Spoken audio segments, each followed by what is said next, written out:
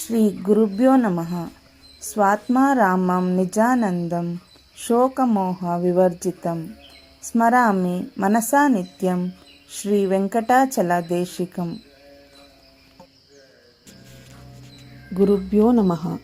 ಇಂದಿನ ಗುರುವಾಣಿಯಲ್ಲಿ ತಾಯಿ ನೋಡಿ ಎನ್ನುತ್ತಾ ಈ ಮೇಲಿನ ಘಟನಾವಳಿಗಳನ್ನೆಲ್ಲ ವೀಕ್ಷಿಸುತ್ತಿದ್ದ ಗುರುಬಂಧು ಒಬ್ಬರು, ಗುರುವೇ, ವಿನಯ, ವಿಧೇಯತೆ, ಪ್ರೀತಿ, ವಾತ್ಸಲ್ಯಗಳೆಲ್ಲ ಸಾಧನೆ ಮಾಡುತ್ತಾ ಬರುತ್ತವೋ ಅಥವಾ ಹುಟ್ಟಿನಿಂದಲೇ ಬರುತ್ತವೋ ಎಂದು ಕೇಳಲು ಗುರುನಾಥರು ಹೀಗೆ ಉತ್ತರಿಸಿದರು. ತಂದೆಯ ವೀರ್ಯದಿಂದ ವಿನಯ, ವಿಧೇಯತೆ ಮೊದಲಾದವುಗಳು ಮಕ್ಕಳಿಗೆ ಬರುತ್ತವೆ. ತಾಯಿಯಿಂದ ಗುಣ, ವಿಶೇಷತೆ ಬರುತ್ತವೆ. ಅದಕ್ಕೋಸ್ಕರವೇ ತಾಯಿ ನೋಡಿ ಎನ್ನುತ್ತಾ ಎಂಬ ಗಾದೆ ಇರುವುದು.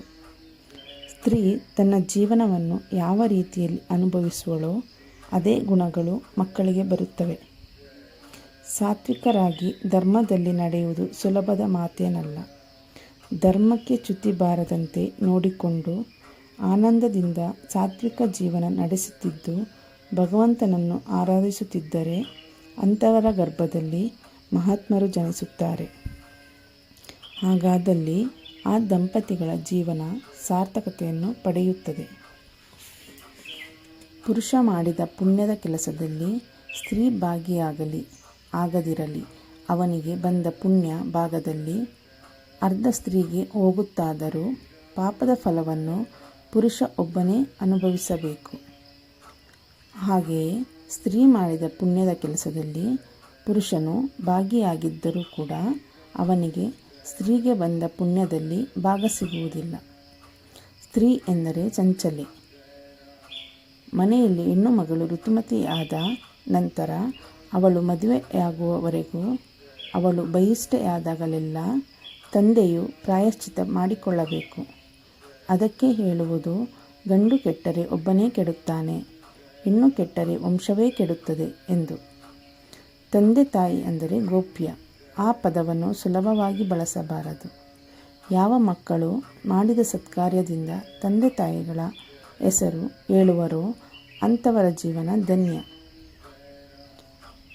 ಹಾಗೆಯೇ ತಂದೆ ತಾಯಿಯಾದವರು ಇಡೀ ಪ್ರಪಂಚವನ್ನೇ ಗೆದ್ದು ಬರಬಹುದು.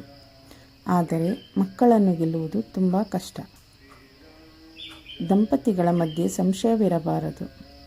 ಆ ಸಂಶಯವೇ ಹುಟ್ಟುವ ಮಕ್ಕಳ ಮೇಲೆ ಪರಿಣಾಮ ಬೀರುತ್ತದೆ. ಸನ್ಯಾಸಿಯನ್ನು ತೃಪ್ತಿಪಡಿಸದಿದ್ದರೂ ಪರವಾಗಿಲ್ಲ, ಹುಟ್ಟಿದ ಮಕ್ಕಳನ್ನು ಸಂತೋಷಪಡಿಸಬೇಕು. ಧರ್ಮದಲ್ಲಿಯೇ ನಡೆಯುತ್ತೇವೆ ಎನ್ನುವವರಿಗೆ ಪರೀಕ್ಷೆ ಜಾಸ್ತಿ. ದೃಢಚಿತ್ತವಿದ್ದಲ್ಲಿ ಮುಕ್ತಿ ಖಚಿತ. ಅದಕ್ಕೆ ಮಹಾತ್ಮರು ಹೇಳುವುದು, ಎಲ್ಲರ ಹಿತ ನೀ ಬಯಸುವುದಾದರೆ ನಿನ್ನ ಹಿತವನ್ನು ಅವನು ಬಯಸುತ್ತಾನೆ ಎಂದು. ಗುರುಭ್ಯೋ ನಮಃ. ಗುರುಭ್ಯೋ ನಮಃ. ನಾನೇನಾದರೂ ಹಾಲು ಕೇಳಿ ಕುಡಿದೆನೆಂದರೆ ಇವರನ್ನು 3 ಜನ್ಮದವರೆಗೆ ಕಾಯಬೇಕು ಕಣಯ್ಯ. ಸಕರಾಯ ಪಟ್ಟಣಕ್ಕೆ ಬರುವ ಭಕ್ತರಿರಲಿ, ಸನ್ಯಾಸಿ ಇರಲಿ, ಎಲ್ಲರ ಸುಖ ದುಃಖಗಳನ್ನು ಗುರುನಾಥರು ಅಲ್ಲಿಂದಲೇ ಸೂಕ್ಷ್ಮವಾಗಿ ಗಮನಿಸುತ್ತಿದ್ದರು. ಯಾರಿಗಾದರೂ ತೊಂದರೆಯಾಗಬಹುದೆಂದು ಅವರ ಮನದಲ್ಲಿ ಬಂದ ತಕ್ಷಣವೇ ಅವರ ಸಹಾಯಕ್ಕೆ ಬಂದೊದಗುತ್ತಿದ್ದರು. ಒಮ್ಮೆ ಓರ್ವ ವ್ಯಕ್ತಿ ಗುರುನಾಥರನ್ನು ಮನೆಗೆ ಆಹ್ವಾನಿಸಿದರು.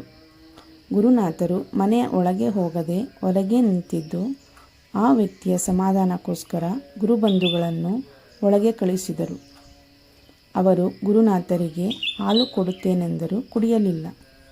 ಏಕೆಂದು ಪಕ್ಕದಲ್ಲಿದ್ದ ಗುರುಬಂಧು ಗುರುಗಳನ್ನು ಕೇಳಲು, ನಾನೇನಾದರೂ ಹಾಲು ಕೇಳಿ ಕುಡಿದೆನೆಂದರೆ ಇವರನ್ನು 3 ಜನ್ಮದವರೆಗೆ ಕಾಯಬೇಕು ಕಣಯ್ಯ ಎಂದಾಗ ಆ ಗುರುಬಂಧುವು ತನ್ನ ಮನಸ್ಸಲ್ಲೇ ಹೀಗೆಂದುಕೊಂಡರಂತೆ,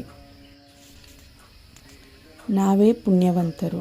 ನಮ್ಮ ಮನೆಗೆ ಬಂದು ಗುರುನಾಥರು ಪ್ರಸಾದ ಸ್ವೀಕರಿಸಿದ್ದಾರೆಂದ ಮೇಲೆ ನಮ್ಮ ಜೀವನ ಧನ್ಯ, ನಾವೆಲ್ಲರೂ ಧನ್ಯ. ಅದನ್ನು ಅರ್ಥ ಮಾಡಿಕೊಂಡ ಗುರುನಾಥರು, ಗುರು ತಾನಾಗೆ ಮನೆಗೆ ಬಂದು ಪ್ರಸಾದ ಕೇಳಿ ಪಡೆದರೆ ಅತಿ ಪುಣ್ಯ ಎಂದು ನಕ್ಕಾಗ ಗುರುಬಂಧು ಮೂಕ ವಿಸ್ಮಿತರಾದರಂತೆ. ಗುರುಭ್ಯೋ ನಮಃ.